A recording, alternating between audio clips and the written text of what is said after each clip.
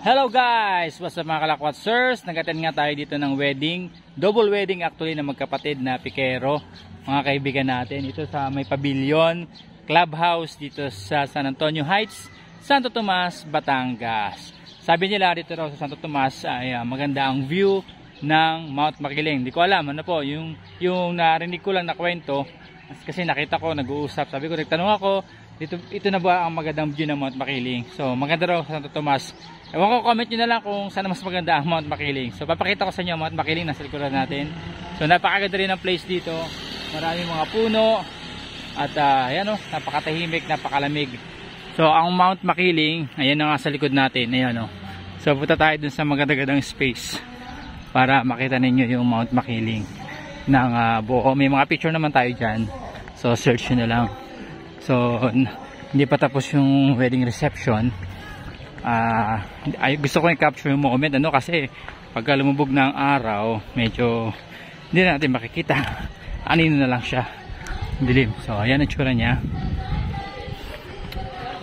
So dito tayo sa matitaas para makita ninyo. Ayan. So that's the beautiful Mount Makiling mula dito sa pwesto natin.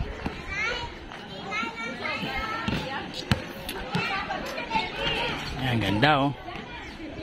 Ayan siya. Try pa natin dito.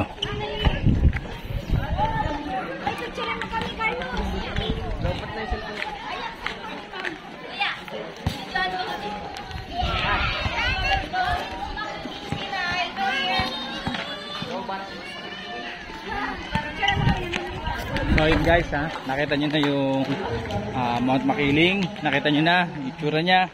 So ganito lang ang ating video. Parang ito lang ang video ko dito sa Santo Tomas kasi ang ganda ng lugar. Alright, so thank you for watching.